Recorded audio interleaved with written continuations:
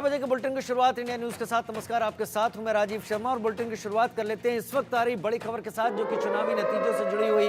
राहुल गांधी नेता प्रतिपक्ष का पोस्ट सामने आया। जम्मू कश्मीर के लोगों का शुक्रिया कहा है। जम्मू कश्मीर में संविधान और लोकतंत्र की जीत हुई है। हरियाणा चुनाव के नतीजे अप्रत्याशित हैं।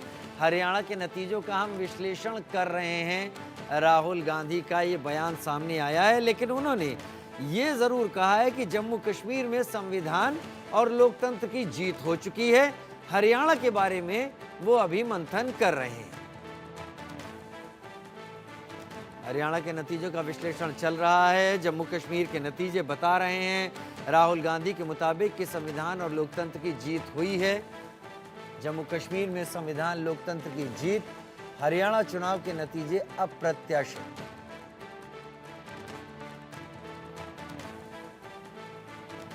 चुनावी नतीजों पर लोकसभा में नेता प्रतिपक्ष राहुल गांधी का बयान। जम्मू कश्मीर में संविधान लोकतंत्र की जीत हुई।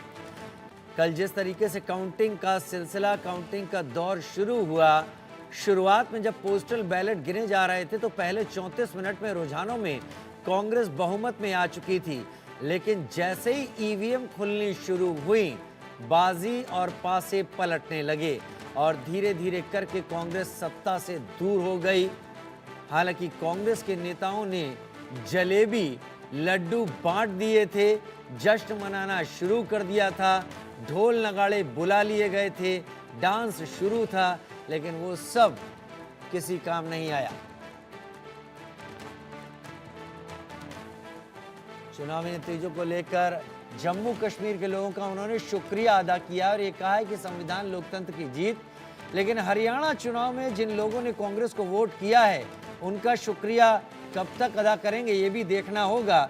हरियाणा चुनाव में कांग्रेस को उम्मीद, आशा के अनुरूप परिणाम नहीं मिले हैं। कांग्रेस उम्मीद कर रही थी कि सरकार बनाने जा रही है, लिहाजा अभी फिलहाल राहुल गांधी के मुताबिक संविधान और लोकतंत्र की जीत केवल जम्मू कश्मीर में हुई है। हरियाणा के लिए कांग्रेस का नेतृत्व मंथन कर रहा है।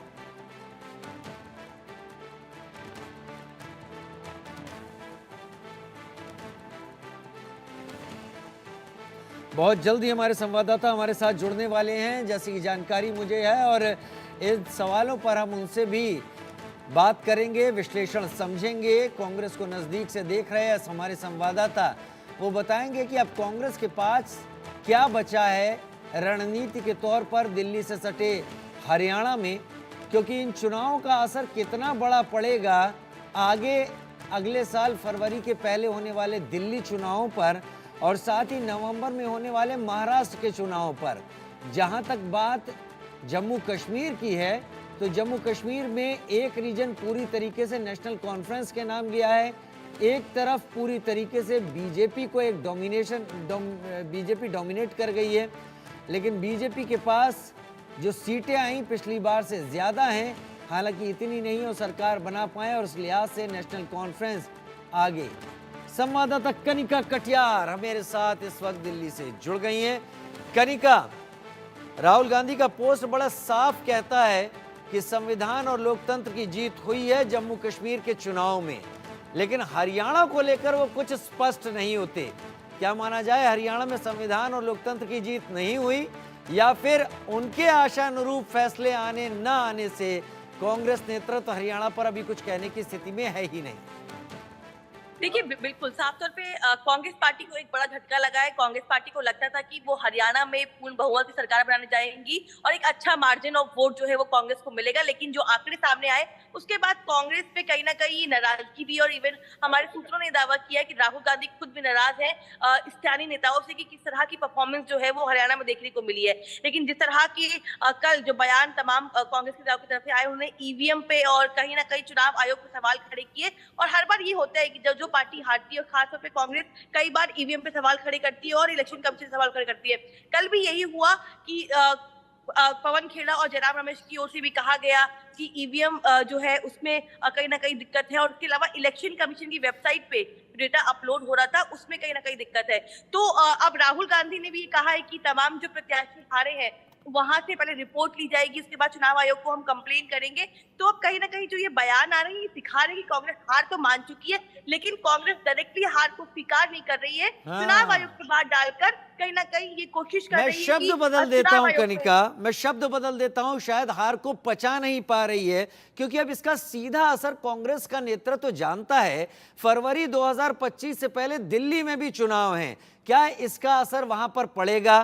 कांग्रेस कैसे खुद को डिफेंड करेगी? लेकिन कांग्रेस नेतृत्व तो शायद ईवीएम पर ठीकरा फोड़ने का एक जो उसका एक रिकॉर्डेड एक लाइन है, उससे अब तक नहीं बच पा रहा है। जहां पर कांग्रेस को आशातीत सफलता नहीं मिलती, वहां ईवीएम के ऊपर सवाल उठ जाते हैं। जहां कांग्रेस को आशातीत सफलता मिलती है, वहां पर कांग्रेस को ईवीएम से कोई दिक्कत नहीं होती। लेकिन जम्मू कश्मीर को लेकर वहां भी कांग्रेस का प्रदर्शन अच्छा नहीं है।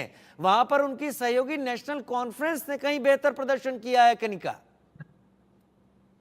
बिल्कुल, जम्मू कश्मीर में गठबंधन की जो है पार्टी चुनाव लड़ रही थी, जिसमें नेशनल कॉन्फ्रेंस और कांग्रेस पार्टी मिलकर चुनाव लड़ रही थी। कांग्रेस पार्टी ने केवल 6 सीटें हासिल की हैं, और वहीं अगर हम नेशनल कॉन्फ्रेंस की बात करें तो एक बेहतर प्रदर्शन जो है वो नेशनल कॉन्फ्रेंस की ओर से दिया गया है। आपको याद होगा, जब राहुल गांधी की पहली रैली आयोजित की गई थी जम्मू कश्मीर में, जम्मू में खास तौर पर, तो नेशनल कॉन्फ्रेंस के चीफ फारूक अब्दुल्ला ने यह भी कहा था कि कांग्रेस पार्टी जो है वो जम्मू में मेहनत नहीं कर रही है। राहुल गांधी या प्रियंका गांधी जितनी रैली करना चाहिए था, उतनी रैली नहीं कर रहे हैं। तो कहीं ना कहीं कांग्रेस ने जम्मू में खासतौर पर, क्योंकि जम्मू में सबसे ज्यादा कांग्रेस पार्टी ने सीटें मांगी थी नेशनल कॉन्फ्रेंस से, और कहा था कि हम वहां पर बीजेपी को रोकने की कोशिश करेंगे। लेकिन कांग्रेस का जम्मू कश्मीर में एक बेहतर प्रदर्शन नहीं रहा, और नेशनल कॉन्फ्रेंस का एक बेहतर प्रदर्शन रहा, जिसका बड़ा कारण है कि कांग्रेस की 6 सीटें केवल जम्मू कश्मीर में आई है, और नेशनल कॉन्फ्रेंस को एक अच्छा मार्जिन, जो एक अच्छी सीटें जो है वो वहां पे मिली है। तो बिल्कुल कांग्रेस के लिए अब वो वक्त आ गया है कि उनको चिंतन करने की जरूरत है, उनको खुद समझने की जरूरत है कि किस तरह की परफॉर्मेंस जो है उनकी रही है, और जमीन पे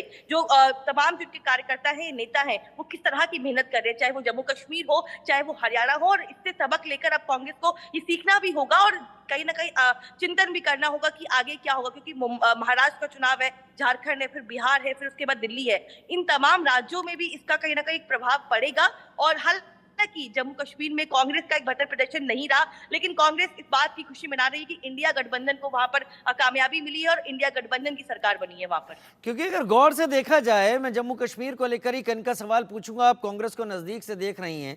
सबसे बेहतरीन अगर देखा जाए वोट परसेंटेज के हिसाब से तो बीजेपी बहुत आगे गई है, पिछली बार से ज्यादा सीटें हैं। सीटों के मामले में बेहतरीन प्रदर्शन नेशनल कॉन्फ्रेंस का है। लेकिन कांग्रेस के पास फिलहाल कहने को कुछ नहीं है कि उसने ऐसा क्या कर दिया कि जम्मू कश्मीर में वो इतनी बड़ी बात कह रही है। क्या कोई बैठक होने वाली है कांग्रेस के हाईकमान की इन फैसलों को लेकर, इन नतीजों को लेकर? देखिए, फिलहाल अभी तो सबसे पहले हरियाणा पे चिंतन किया जाएगा कि आखिरकार हार का कारण क्या रहा, और सबसे बड़ा फैक्टर जो जाट वर्सेस अदर जो चुनाव देखने को मिला। हालांकि ग्राउंड पे ये लग नहीं रहा था, और कहीं ना कहीं कांग्रेस बहुत कॉन्फिडेंट थी इस चीज को लेकर, लेकिन कहीं ना कहीं देखा गया कि जो टिकट डिस्ट्रीब्यूशन रहा वो सबसे बड़ा फैक्टर था। कुमारी सैलजा और भूपेंद्र सिंह हुड्डा की नाराजगी, वो भी एक कहीं ना कहीं फैक्टर था, क्योंकि कांग्रेस पार्टी शेड्यूल का जो एससी उनका वोटर था, बल्कि वो भी वोटर कांग्रेस के पास नहीं आया, वो वोट भी कांग्रेस के पास नहीं आया। जाट जिसकी राजनीति कांग्रेस हरियाणा में करती आई है, वो वोट भी कांग्रेस को नहीं मिला। तो कहीं ना कहीं बहुत सारे फैक्टर है। तो पहले तो है जो हरियाणा पे कहीं ना कहीं बैठकें होंगी और चिंतन मनन किया जाएगा। तमाम जो स्थानीय नेता, चाहे वो भूपेंद्र सिंह हुड्डा हो, कुमारी सैलजा हो, इन तमाम नेताओं को बुलाया जाएगा, और इनके साथ पहले बैठक होगी, और ये कहीं ना कहीं फाइंड आउट किया जाएगा कि हरियाणा में हार का क्या कुछ कारण रहा। हालांकि तमाम जो नेता है वो ये कह रहे हैं कि जो नतीजे आए हैं वो विपरीत है, लेकिन जो जानकारी उनको कैंडिडेट के थ्रू मिल रही थी वो बहुत डिफरेंट है। और अब चुनाव आयोग की बार बार बात की जा रही है, लेकिन बिल्कुल स्पष्ट हो चुका है, सरकार अब बीजेपी बनाने जा रही है, लेकिन कांग्रेस के भीतर पहले हरियाणा को लेकर कनिका एक बात और बताइए, एक बात और बताइए दर्शकों के लिए, इस वक्त राहुल गांधी है कहां? क्या वो दिल्ली में है या वो कहीं प्रचार कर रहे हैं? अगर दिल्ली में है तो क्या आज शाम को कांग्रेस अध्यक्ष से उनकी कोई मुलाकात है? राहुल गांधी क्या कर रहे हैं इस वक्त इन नतीजों के बाद, कहां हैं?